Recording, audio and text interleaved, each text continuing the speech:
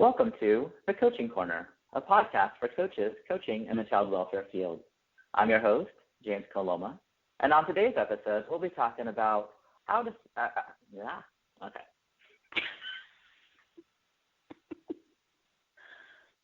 Welcome to The Coaching Corner, a podcast for coaches coaching in the child welfare field. I'm your host, James Coloma, and on today's episode, we'll be talking about setting agreements to guide your coaching session. We'll be talking about how to build trust with those that you're working with. We'll talk about how to maintain confidentiality, and we'll talk about how to use gradients of agreement to help build those agreements in your coaching session. In a moment, Schoonhoven Scott will join us on today's episode to help us understand more about this topic. I'm your host, James Coloma, and we'll be right back.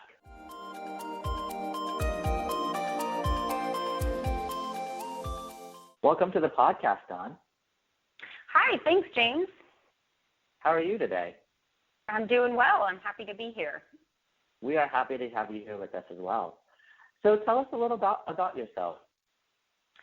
Well, I am the program director of the Public Child Welfare Training Academy with the Academy for Professional Excellence. For the past 2 years, I've been a county consultant and a coach with PCWTA and have coached in a couple of the counties that we support. And prior to coming to the Academy, I was a line worker and supervisor with San Diego County Child Welfare for about 7 years. So I have line worker experience, and then I got to come and start doing training and coaching to support good practice. That's great. So can you speak more about your experience with setting agreements in a coaching session? Yeah, absolutely. This is a topic that I eagerly signed up for when we first started talking about doing podcasts. For me, this is a really important element of coaching and even also just training. This is something that, as I'm talking about it today, I'll be talking about it in the context of coaching, but I do regularly do this at the start of a training in a very similar way, so it can be used for either venue. But for me, agreements are really about the contracting phase. If you're thinking of the CLEAR model that a lot of our coaches most frequently use, it's in the contracting phase where you're really setting the context of the work that you'll be doing together. And for me, if I'm coaching someone, I have to know that I've built some trust with them. A lot of research tells us that insight actually happens best in the context of a relationship where there's trust. Okay. So how do you build trust then in a coaching session? For me, I think starting by letting them know the scope of the work. I usually introduce coaching and the concept of it, what it is, what it's used for. I talk about what the hope for outcome is of refining skills, practicing skills, and improving practice, that it's learner-led and that my role is to support the learner in slowing down their process and using critical thinking. So usually explaining it in that way can help dispel any myths. Some jurisdictions, some organizations have in the past used mentoring and coaching almost in a punitive way where, you're not meeting your timeliness or you're not doing this skill the way that we need you to, go see the coach. And that's not everywhere, but some folks sort of have this underlying view that if you're seeing the coach, it's because there's a problem. So I like to really quickly make it clear that it's meant to be learner-led. It's meant to be something that the learner wants to participate in to improve their practice and their work with families. So that sort of is the start of that process. And then I'll usually be very explicit and explain it's helpful for me to know what agreements you need to help guide this process. So I'll make sure that I let them know I don't walk in the room with sort of stock agreements. I don't have a slide. I don't say, here's the agreements I usually use to start the conversation, because I want it to set the tone for shared ownership. Coaching is meant to be learner-led, and I always want them to be in the driver's seat. So by saying I'd like us to have some agreements that guide our work together and guide our process, that really lets them know that they are going to be a part of developing those. I may suggest some or add some in, but it is really important that they get to start that process and kind of initiate what agreements we need. Okay. So I really like how you talk about it's learner-led, because I think that it allows somebody to come in there and say, this is what I want to work on today. And I think it gets away from that aspect of I'm telling you, you need to go do this, or your supervisor is telling a worker that they need to go do this.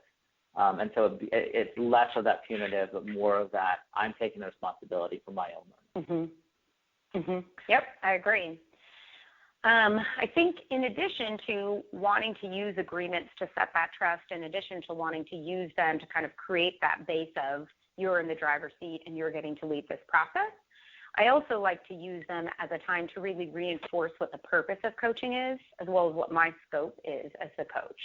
So another piece that I'll hit on in addition to trust and the shared ownership and being learner-led is the scope and role of a coach. And I always make sure that if they are setting up an agreement about, what will this be used for, I always add in the fact that I need the agreement that if a decision is made, if they make a decision or change an existing decision that they have made as a result of a coaching session, that they're going to go back to their supervisor or manager and talk about that with them. And that is because that in my role as a coach, I'm there to slow that process down, help them apply critical thinking, practice and improve those skills, not to make decisions or to approve decisions. And for me, it's really important that that's explicit for a couple of reasons. One, as a coach, you walk in the room and you hold a certain amount of power, I think, because you're viewed as the expert. If you have this job as coach, oftentimes the learner is thinking this person's the expert. I need to just do what they say.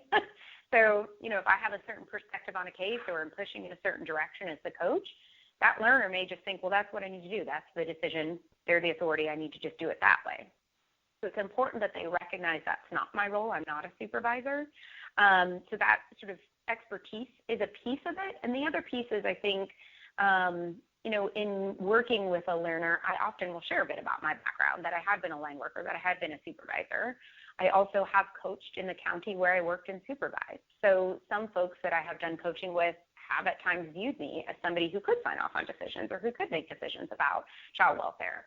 It's really important that that's an explicit step in the agreements process to explain what my scope is and what the limitations are, that I don't make decisions and I don't approve them, and that the agreement in that isn't just that they recognize that, but that they will take the thinking that we do in coaching and go back into supervision and talk about it with their supervisor.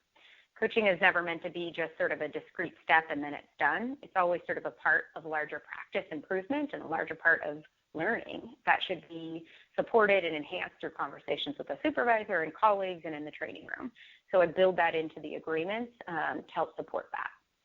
So you talked about some agreements like making sure that you send an agreement around that you're not there to make decisions, and that you're also wanting them to make an agreement that this is learner-led.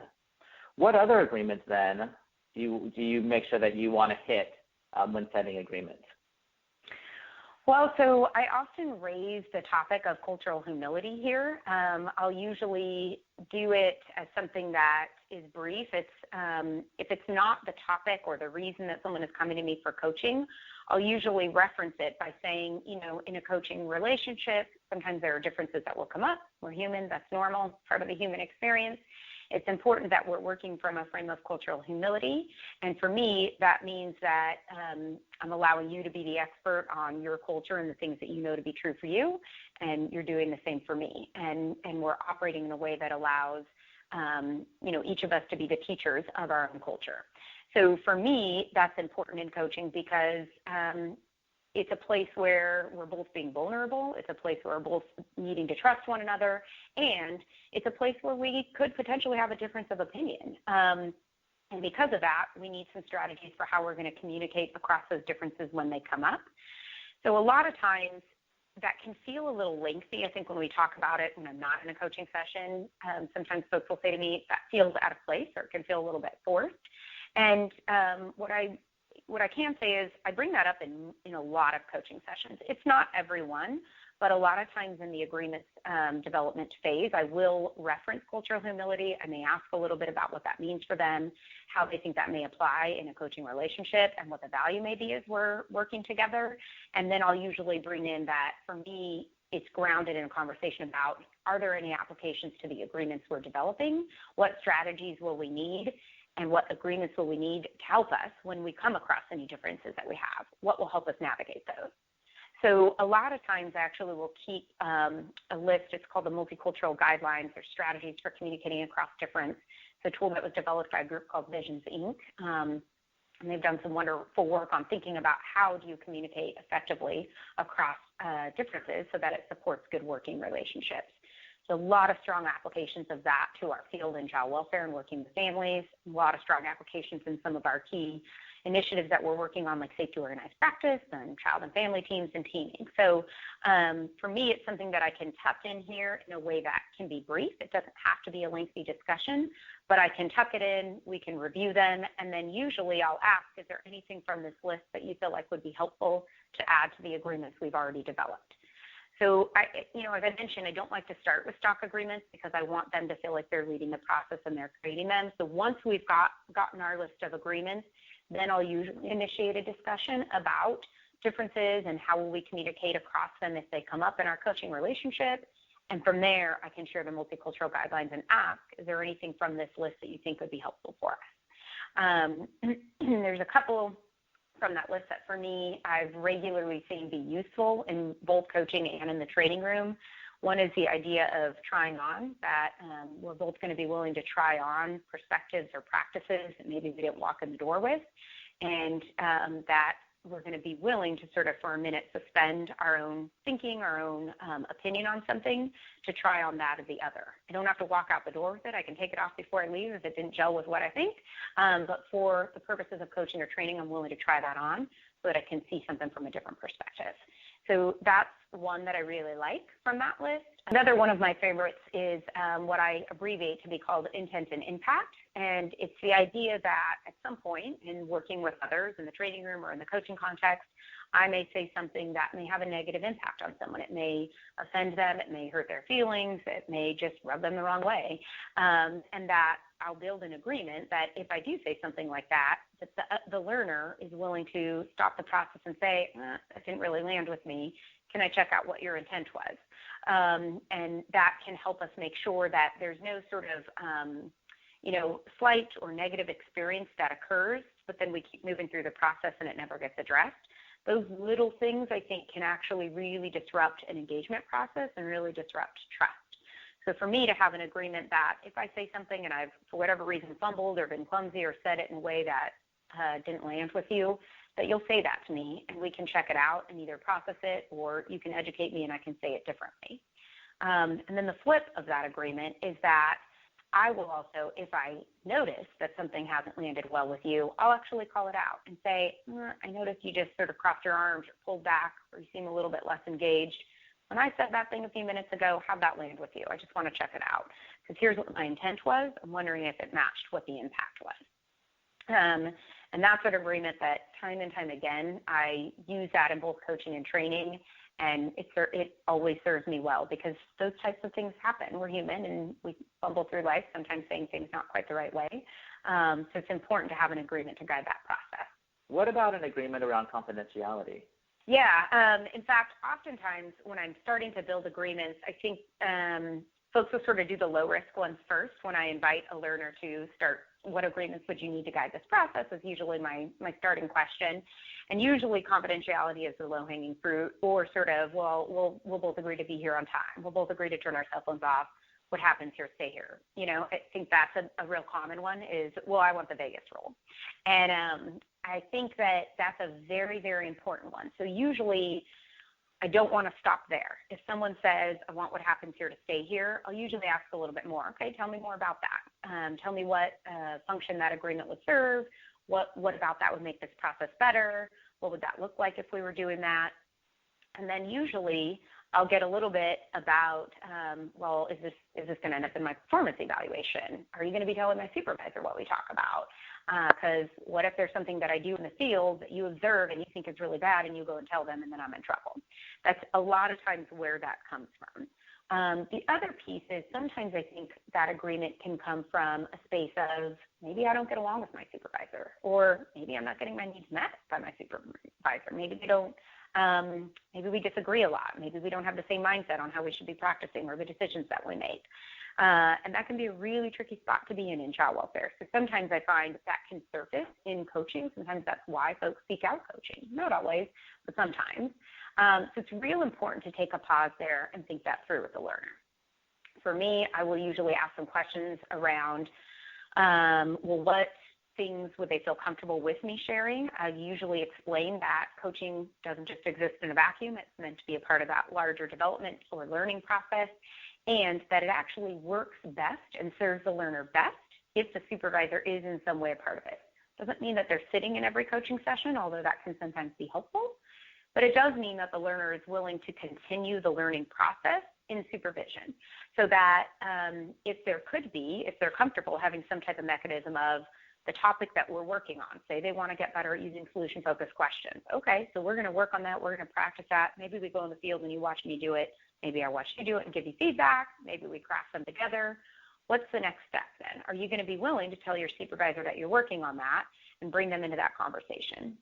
What could that look like? What could the benefits be? So sometimes I'll develop an agreement in that way to get some shared agreement from the learner that they are willing to have their supervisor somehow be a part of that process, even if it's just keeping them in the loop in supervision about what they're working on in coaching. And then I also like to make sure that they do know, if there is an issue with practice that could lead to a child safety issue, there's an issue I see in practice that worries me about ethics or, their knowledge of policy and program stuff that could lead to a child safety issue. Those are things that do need to get surfaced with someone else. And just like they would give that disclaimer or agreement if they're working with a child to say, what happens in our conversation stays here unless you tell me something about you being heard or someone else being heard. It's very similar to that. And so from there, I'll usually ask, what would that look like? If we come to something like that, how would you want me to handle that situation?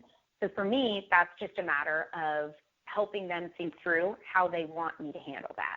It is something that we have to have an agreement around, because if it comes up, that information has to go somewhere. I don't work for the agency. I'm not allowed to make decisions for the agency. So because of that, if it's a situation where the supervisor needs to be looped in, we just want to make sure that it isn't an automatic break to our engagement in the coaching relationship, that it can actually be something that we can say, how would you want to do that? Would you want me to talk to them? Would you want to go together and talk with them? Do you want to be the one that shares the information and I'm just there? But that's something that they can still guide that process and still be in the driver's seat. Okay. Now, when you're coaching, I'd imagine you do both individual coaching and group coaching. In other words, that there may be more than one person in the room.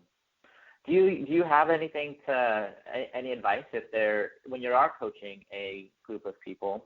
Yeah. So for me, a lot of the structure of coaching is similar when you're doing coaching with an individual versus a group, and there may be a little bit different dynamic in the room. Obviously, the trust, I think, can become even more important, because when you're working in a group, you're going to have some natural group dynamics. You're going to have the people who talk a little bit more. You're going to have the people who are the stronger voice or the leader in the room. You may have the person who doesn't talk very much. You could have a more experienced worker and then a brand new worker. You could have a little bit of a power differential there with something like that. You may have something like more conservative workers and more liberal workers with the decisions that they make. And so any of those things are really just presenting differences. And so that's where agreements around communicating across differences become very, very important. So anytime I'm working in a group, I will almost always reference the multicultural guidelines and pull a few from there. Even if I don't share them as things that they can read through, I will at least sort of talk through the key ones that jump out to me, the try on, the intent and impact. Another one that I draw from there that's really helpful in groups is the idea of step up, step back. That if you're a person when in a group, you tend to talk a lot, you tend to be the chatty one, you've always got something to say. That's usually my role in a group. So my agreement with myself is if in a group setting that I will agree to step back at times. Since I know I like to have an opinion and share it with the room, that in those settings I will make sure that I'll step back and leave a beat after somebody asks a question and see if anybody else wants to answer, so that there's space for somebody who's a little bit more quiet to bring their voice into the room. So that's my agreement for folks who tend to be chatty. And then the step and that's the step back. The step up is for people who tend to be more quiet in a group, that they're willing to do their best to participate in a verbal way, because you can participate with silence, but that they're willing to share verbally, that they're willing to sort of take that chance and take that risk to step up and contribute verbally to the group. So that's an agreement that can be really helpful. Another thing that can be a helpful step in the agreements process in a large group is called the gradients of agreement. It's not something that I use all the time in coaching, but it is something that I will bring in, particularly if I've got a little bit larger group, or if in the process of developing agreements I've sort of identified, maybe we're not all perfectly comfortable with what we've talked about here. It's something I'll also use if I've got a mixed group as far as leadership levels in the room. Sometimes you're coaching and the ADD, the assistant deputy director has decided to join this coaching session, and we've got a supervisor and a senior worker and a brand new line worker, and this is her case, and she just left initial training. In those situations, it's really important to make sure that folks really do feel comfortable in the room, because that can be a threatening environment. So the gradients of agreement is a 1 to 5 scale that I'll use after we've already developed our agreements. And it's 1 to 5, and I usually explain this as a tool that can help us make sure we have consensus, that we all truly agree to support the agreements that we've come up with. So the 1 to 5 scale is labeled as this. 5 is you love it. It's probably your idea. 4 is you like it. It's probably your best friend's idea. 3 is you're neutral. You don't have a strong opinion either way. 2 is you don't like it. You don't like everything that we're talking about, or you don't like a piece of it, but you're not going to stand in the way. You're still able to move forward with the process. And 1 is no way, no how. This is not a group of agreements you can support, or there's something in there that's making you feel like I can't support that. So I'll usually explain the gradients of agreement. Often I actually write it out. And then I'll ask the room, is anybody a 2 or below as far as their agreement with supporting the agreements we came up with. And if there is anyone that's a 2 or below, I'll ask what is the piece that they're feeling like they can't support, they can't proactively be a part of, and is there anything we can do to modify that to move them up by 1 on the scale. And for me, that's a really nice way to model scaling. It's a really nice way to make sure they understand the idea of consensus, to understand how do we make sure that everyone in the room is really comfortable with this. And then it also is sort of one last chance to invite into the room, is anyone not okay with any piece about this process? So again, it lengthens the process. It can take 2 minutes, or that can take 5 to 7 minutes. But for me, if I'm working with a group and I've gotten a sense that there's somebody who's, for whatever reason, a little bit shut down, maybe I've seen an interaction between 2 people in the room that felt like, that didn't look so great, I may use this as a way to make sure we're all in support of those agreements before moving forward. That can be really important, because sometimes you set agreements and folks don't necessarily follow them. We always say with any rules or agreements we set up with, even case plans, safety plans, we talk about they're just words on paper. They don't mean anything until you've really enacted them or had to leverage them in a room. So for me, that gradients of agreement is useful if I'm worried for some reason that I want to make sure everybody's on board, because then we can sort of go back to when we bump into that difference, when we bump into a conflict, we can come back to, are we really following the agreements? Is there another agreement that we need that we didn't make that would apply in this situation? It can really help support the learning environment and a trusting, secure process. Okay, that's great. I think that the gradients of agreement, it doesn't necessarily matter where somebody lands, unless they're at a 2 or 1, and then it makes it opens it up for further discussion about how then do you move that person from a 1 or a 2 higher on the scale. Yeah. What's interesting about the gradients of agreement is, I think when I first was taught how to use it, I sort of thought, I can't imagine building agreements in a coaching context or a training room and having someone actually say, I'm a 1, I don't want to support these agreements. And what is interesting is I have had that happen. I have been in a training room, and a lot of times it ends up being around agreements that have come out of a discussion around cultural humility. A lot of times when I've talked about sort of intent and impact, I have had folks say, I worry a little bit about that. We've just invited conversation about difference. We've just invited somebody to be able to say, you offended me, or that hurt my feelings, or you're now asking me to be even more vulnerable and to say when something offends me. And I have had people tell me openly, I don't always have that trust that I can say those things openly, and I'm worried about that. So I guess to me that was just sort of a lesson learned, that trust the tools, that when I got taught this, I was a little bit cynical about it, that, I don't know, that feels like an extra step that isn't really worthwhile.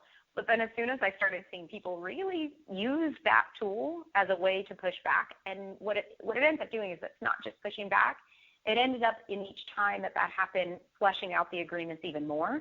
And it really just sort of surfaced potential differences or what could have been future conflict in that coaching session or training room. It ended up just surfacing it a lot sooner in the process so that we could build the agreements. And the times when I've had that happen, I've ended up having really great coaching or training. So, there are tools that we can use. You may not use them every time because they may lengthen your process, but sometimes they can, if you're feeling like you need them and you use them, they can be very, very fruitful.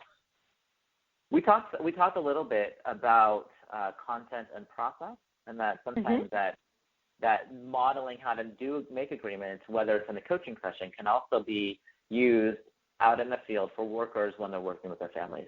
Do you mind talking just a little bit about that? Yes, thank you for prompting me.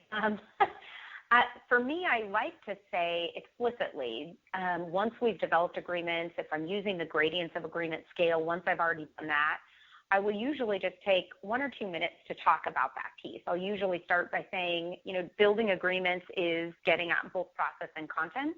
It's process because it guides our process in coaching or training. It's going to help us build trust in the coaching or training context. It's going to help us make sure we can navigate across any conflict or differences.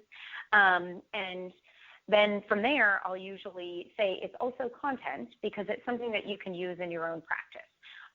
It's something that you can use with families in the field. It's something that I find can be really helpful at the start of a relationship with a family, and it can really help you get the same thing that I'm trying to get in a coaching session with your family. So what I'm shooting for when I'm building agreements is that we set a context that you're in the driver's seat as the learner, that this process is learner-led.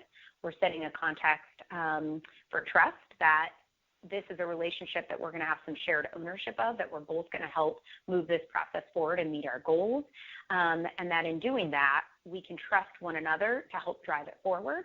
And it sets a context for openness and direct communication, that we're starting from the assumption that there are some differences between us because we're human, and that's normal, and that when we come to them, we each have the capacity to communicate across those differences, to talk openly about them and to move through them, and to use them to help strengthen and build our working relationship instead of being a detriment to our engagement. And so for me, I usually will just say that little bit. It can be just sort of 30 seconds, 1 minute of an overview, and then I'll ask, do you ever use agreements? Do you ever build agreements with the families that you work with?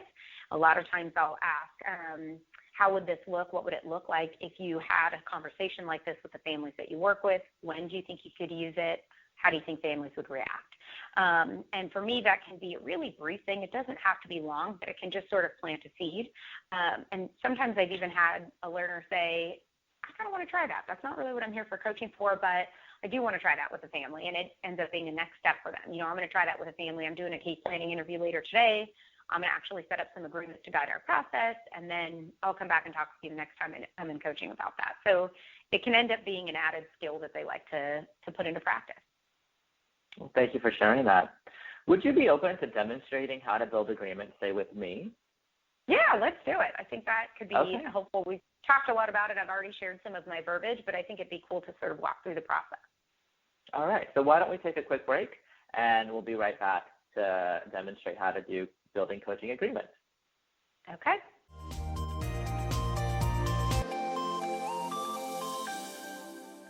All right, welcome back to the Coaching podcast.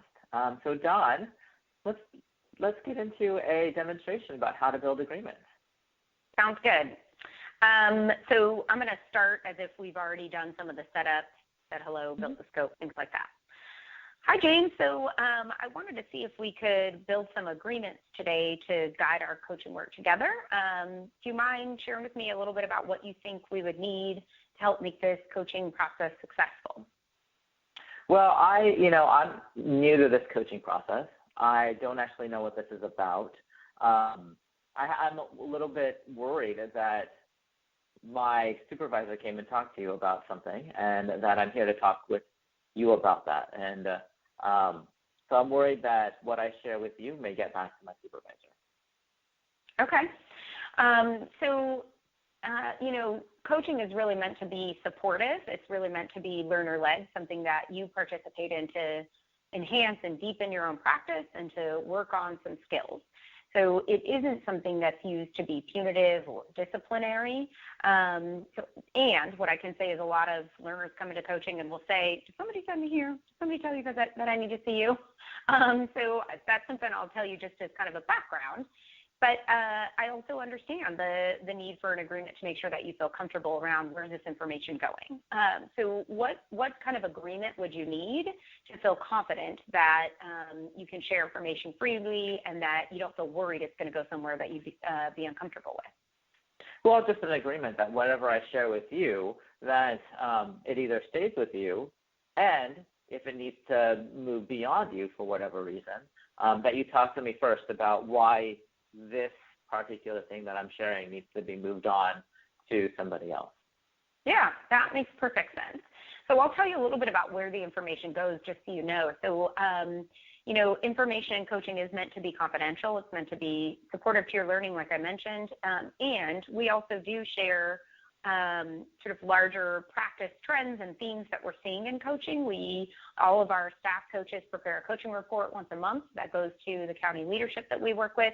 But that never identifies specific people. So it wouldn't say, this social worker, James Coloma, came in to meet with me on this date, and I was super worried because this is what he told me. What it would say is, we've met with several workers this month, and here are some of the key things that we've talked about. Here's some of the key questions that have come up. Here's some of the trends that we're seeing in practice. And that report is something that doesn't identify specific people. What I will say, though, is if anything comes up in our coaching, if we're in the field and I observe something, or if in you sharing with me something about a decision or some practice that you've made, something comes up that feels like a worry related to child safety, a worry related to social work ethics, anything along those lines, that would be at a level that I would need to talk with someone else about. But anything that is related to practice, even if it's something that, that's something that I see as you're needing an upgrade or we need to refine that a little bit, that's not necessarily something that would need to be shared. Any of these things, though, anything that would fall into either of those categories would be something that I would start a conversation with you first, likely right in the context of that coaching session. If we were in the field, it'd be when we got back to the office. But if it were, something where we were coaching in the office, I would probably stop our process and talk about it right then and ask a little bit about how did that go for you? Do you have any worries about the decision that was made or the story that you were sharing? And then once I got your feedback, I would share with you what my worries were. If it were something where I did need to bring it to the attention of someone else, I would start by asking you, is this something you feel like your supervisor should know about? Depending on what you said, I would talk through that a little bit, but either way, I would land on sharing with you that is something that I do need to talk with your supervisor about, and here's why. And then I would invite your participation in thinking about how should we share that with your supervisor. Is that something you'd like to be present for? Should we just schedule a meeting? Should we go by our office right now? Can we schedule a conference call? Do you want to talk with her about it and then I do a follow-up call? Or do you just kind of want me to have the conversation with her and then she can follow up with you? That's something that you would get to be a part of guiding how we share that information. I really like that. I really like the openness around if something needs to be shared, that we could talk freely about it, and even inviting me into the process of sharing it with the other person that the information needs to be shared with. Okay, good, great. So on that note, is there an agreement that we can have about how you'll engage your supervisor in this process? Because for me, coaching isn't just, whatever the hour that you meet with me or the 2 hours that you meet with me and we go in the field together. It's really meant to be linked to other learning things. So my hope is that if we're going out in the field later today and we are going to go, practice using solution-focused questions in the field with families, then after our coaching session, we're going to come up with some next steps that you think about. How am I going to continue my learning later? How am I going to keep practicing these skills? And my hope would be that you engage your supervisor in that process. Maybe you talk with them about what you're learning or practicing in your supervision. Maybe they join us for a coaching session. I'm not sure what you feel like that could look like, but I do know that it can make the coaching process much more effective if we engage them in what we're doing.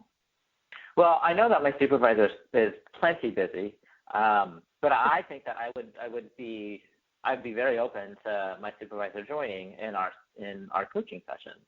And so I think an invite to my supervisor, I would take responsibility to let my commitment to sit down with my supervisor during our supervision conferences and talk about here's what was discussed at the last coaching session that I went to, and see what they have to say about what I practiced in the session, and to get their input about how to transfer both what I'm learning in coaching to the workforce, but also what I'm learning in training to how I do my practice.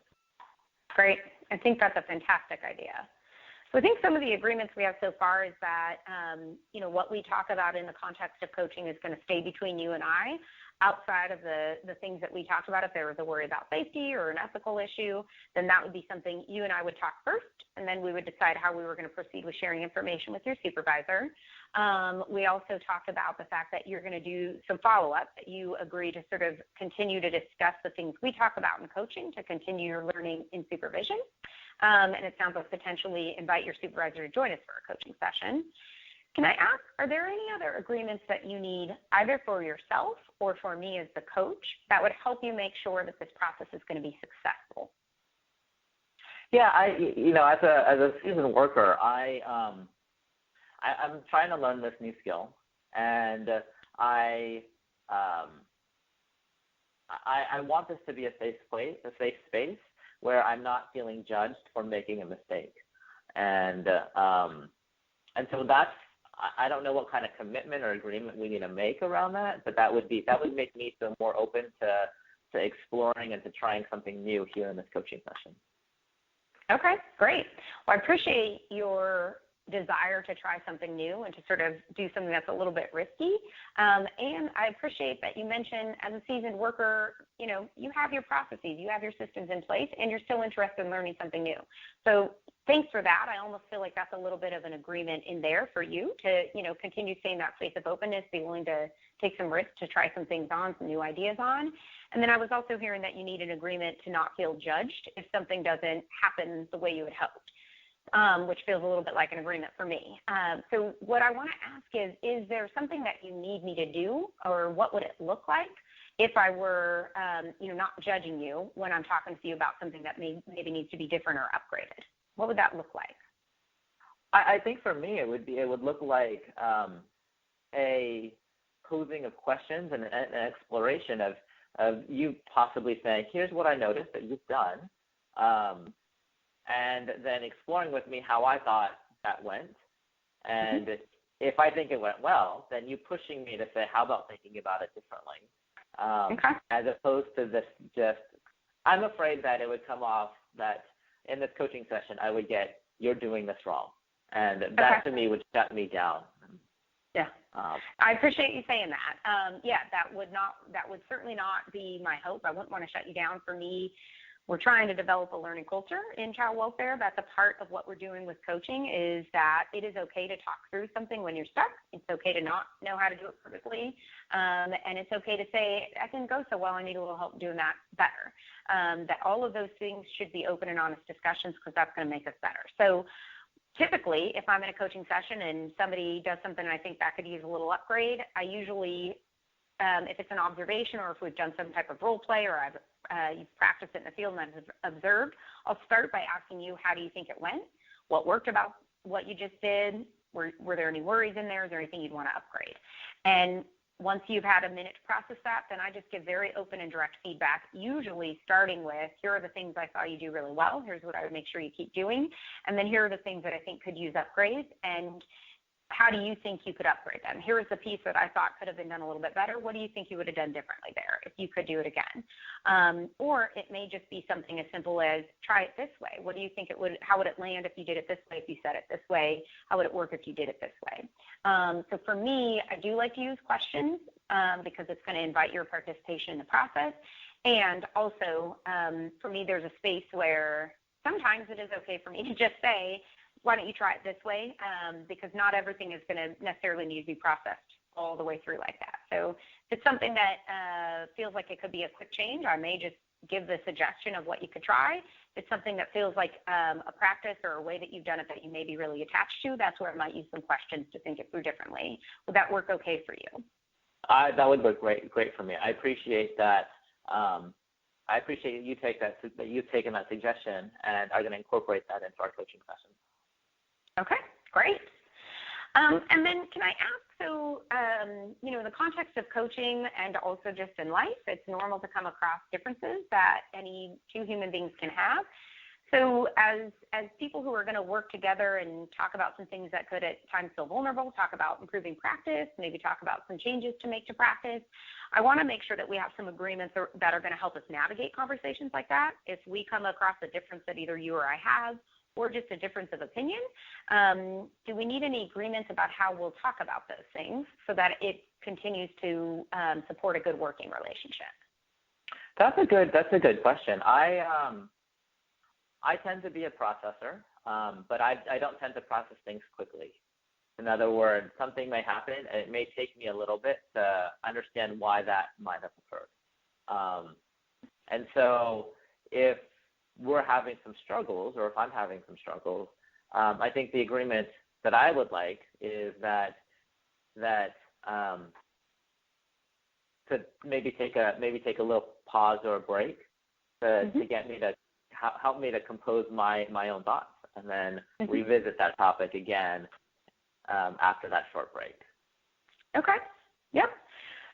So for me, I think taking that break is absolutely something we can do. If we can have the agreement that you're feeling like, I kind of need to think this through, or I'm not quite sure how that landed, if you'll ask for the break, that would be helpful. And then the other one that I'm thinking may be good here, because you mentioned sometimes you need a minute to sort of process through, or maybe it sounded almost like you need a minute to think through having a reaction to that, but I'm not quite sure why.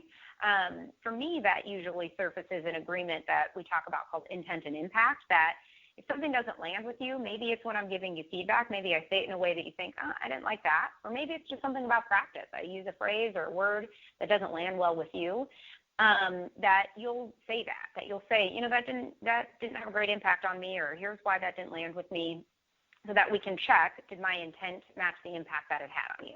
So, that's a helpful agreement. And then I'll also hold myself to the agreement that if I feel like for whatever reason you're kind of shutting down or pulling back, or if you ask for that pause, that I can then invite the conversation. I mentioned something a few seconds ago. I'm not quite sure how that landed. What was the impact of that on you? Because here's what the intent was. And that's really just having the conversation about things that sometimes just go unsaid and can be frustrating and can cause little breaks in engagement. So would you be willing to have that agreement about checking intent and impact? Yes, I love that agreement. I like that it's a two-way street, that I could say something and say, hey, I need a pause, so that you could say, hey, how did that land on you? To get at what might be the underlying frustration or that underlying tension between what might be going on in the situation. Okay, great. Are there any other agreements that you feel like we need to help support this process? I'm looking forward to getting coaching from you. So I don't think of anything. Okay, great. So here's the list of the agreements. We can both take a minute to look at them. I sort of wrote them up as we were going. What I want to ask is if there's anything that comes up in the future, maybe we're meeting, 3 months from now, and maybe we've gone out in the field a few times and something comes up and we realize we kind of needed an agreement to navigate that. We can always add to it. But what I want to make sure is that this is sort of a living document. So for me, this is something that if you could be the holder of, if you could sort of hang on to it and just keep it in your field book or your coaching notebook or whatever it is that you're going to bring back and forth when we meet for coaching, that'd be helpful. And if we need to add to it, we can. And then we'll both sort of be the keeper of making sure that we hold to those agreements. Does that sound good? That sounds great, and I think I can make that agreement as well. Okay, great. Well, thanks so much. I appreciate it. I'm looking forward to getting started, James. Great, thank you. Well, thank you, Dawn, for demonstrating how to make agreements with us. Yeah, no problem. I have learned a lot about setting agreements and how agreements can be used in the coaching session. So I appreciate you spending the time during this podcast to illuminate us or to let us know and to share your knowledge around coaching. Great. Thank you so much, James. I appreciate it. Okay. Thank you. We'll be right back.